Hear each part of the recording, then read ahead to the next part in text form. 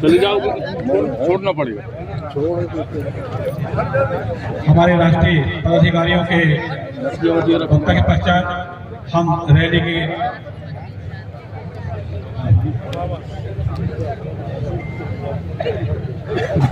बहुत टाइम लग जाता है।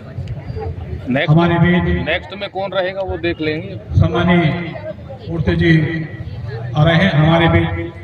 उड़ानी बसनिया बहुउद्देशीय परियोजना के लोग आए हुए हैं।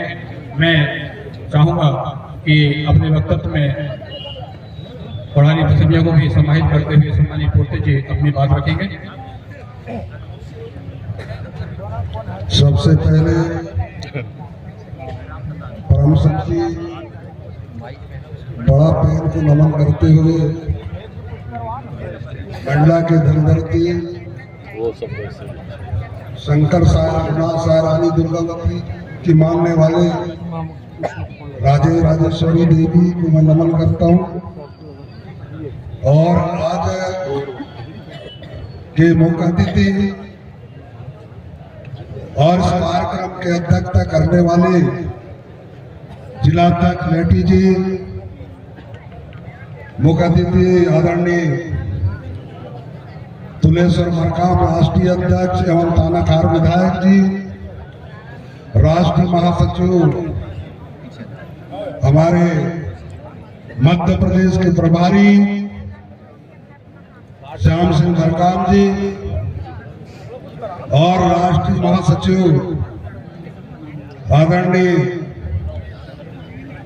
इरफान मलिक जी, हमारे संघ सभा महामंत्री जी, प्रदेश अध्यक्ष, और क्योंकि समय बहुत कम है इसलिए मैं पूरे मध्य प्रदेश के भूमिका संघ, उनके अध्यक्ष उपाध्यक्ष और महासभा के तमाम पदाधिकारीगण, पुलिस प्रशासन, रक्षा करने वाले सभी के चरणों को सादर सेवा जोहार करते हुए मैं, क्योंकि समय बहुत कम है, हमारे बहुत प्रवक्ता हैं जो बोलना चाहते हैं, इसलिए ज्यादा बात न रख करके बहुत सड़क मात्र में अपनी बात रखूंगा।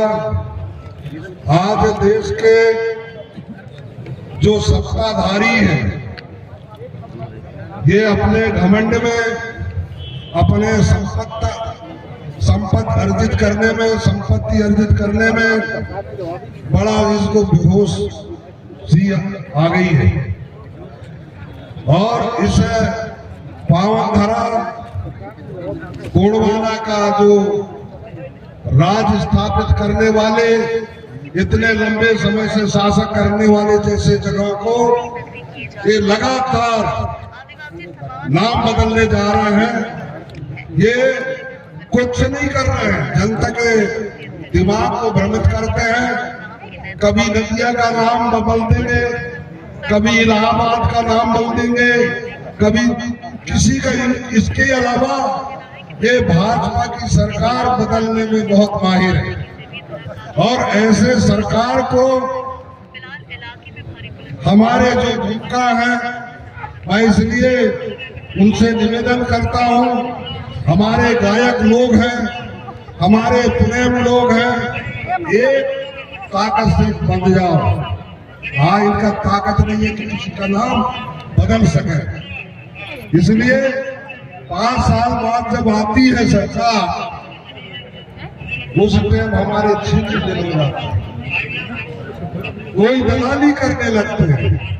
आज हमारे यहाँ अगर विधायक होता, सांसद होता, तो क्या ये लोग इतना वो कर पाते? वो हमारी बहन बेटी है, उसको शायद उकसा करके बातें, इतने बड़े बड़े राजा महाराजाओं को आज तस्वीर लगाए हैं, इन्होंने पूरे शासन किए। क्या इनका जो त्याग और तपस्या, वो हमारी बहन बेटी माननी संपत्तियां जी को जरा शर्म नहीं आई? और इसलिए मैं कहता हूं कि जिस बाप का औलाद नालायक हो, जिस बाप का औलाद नालायक हो, उस बाप को इज्जत देना। और जिस समाज का नेता नालायक हो, जिस समाज का नेता नालायक हो, उस समाज का इज्जत नहीं हो रहा है। आज ये बाण वाले में आते मेरे को बताए उस दिन में हमारे प्रदेश अध्यक्ष आज हैं, उनके सामने रुलाया था बसनिया में वाले बहुत लोग आए। आज नर्मदा मैया को छिन्न भिन्न करने के लिए 4 बांध बनाया जा रहा है। कल भी हमारी डिंडोरी में बैठक है राघोपुर बांध का, और हमने एक तय किया है कि मंडला जिला, डिंडोरी जिला और अनूपपुर जिला 4 बांध बंद करके आदिवासियों का उजाड़ने का काम कर रहे हैं।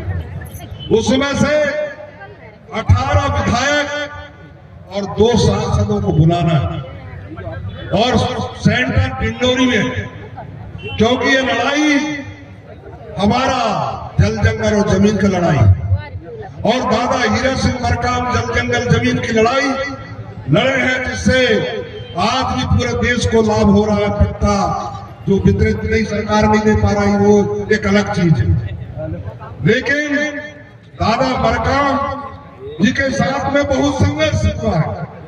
ये गोंडवाना का नाम हटाने के लिए कुछ संगठनों ने, जब हमने भोपाल में थे तो दादा हीरा सिंह मरकाम का एक गोंडवाना नाम ना दिया जाए, कुछ और नाम दिया जाए, पार्टी का आदिवासी नाम दिया जाए।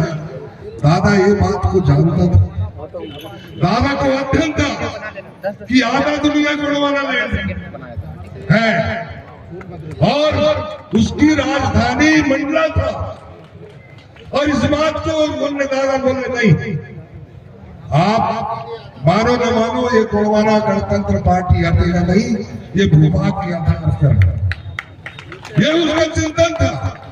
हम लोग बैठते थे तो रैली निकालना बहुत जरूरी है, और रैली सबको रहना है, और यहां से चलकर कहा बैगा भाई के हमारे अभी बंदागढ़ है, बहुत जल्दी हम इस बात को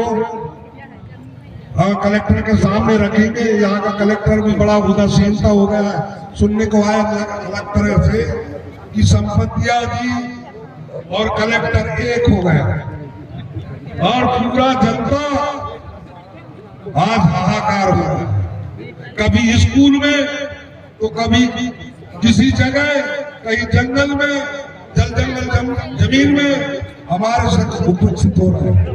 और आप सब लोगों से मेरा निवेदन है, जो मेरा चिंतन है इस बात को आप तक मैं शेयर कर रहा हूँ, जल और जंगल से दूर कर रहे हैं। अभी तो जंगल में डुबा रहा है, फिर जंगल से बाहर करेंगे, फिर आपके जमीन से खनिज संपदा निकालेंगे। आप जो आज इतने भरी तादाद में जो आज ट्राइबल क्षेत्र 5वीं अनुसूची है, ये बच नहीं पाएगा।